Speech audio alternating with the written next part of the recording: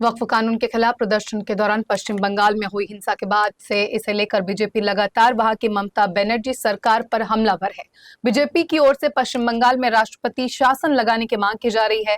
अब इस पर शिवसेना यूबीटी के सांसद संजय राउत ने तीखी प्रतिक्रिया देते हुए बीजेपी पर बड़ा आरोप लगाया है।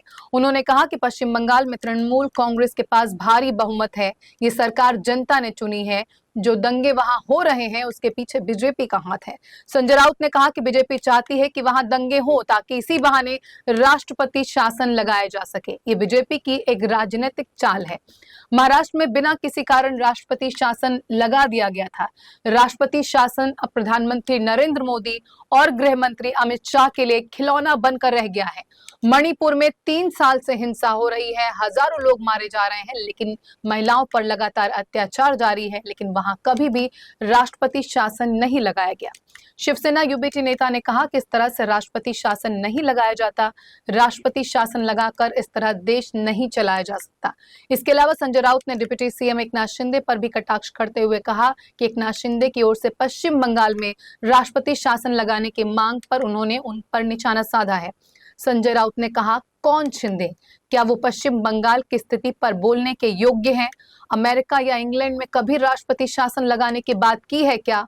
उनकी औकात ही नहीं इन मुद्दों पर बोलने की। आइए जानते हैं और क्या कुछ कहा है संजय राउत ने अपनी प्रतिक्रिया में।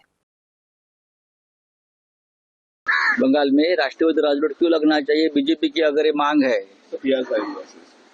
पीआर तो फाइल होती रहती है। पश्चिम बंगाल में तृणमूल कांग्रेस के पास भारी बहुमत है, ये सरकार लोगों ने चुन कर दी है और वहां जो दंगे हो रहे हैं उसके पीछे भारतीय जनता पार्टी का हाथ है।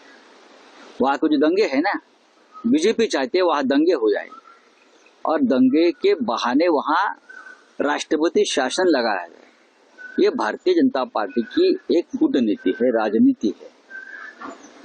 महाराष्ट्र में कुछ कारण नहीं था, राष्ट्रपति शासन लगा दिया, वो तो खिलौना बन गया है ना मोदी और शाह जी का राष्ट्रपति शासन का।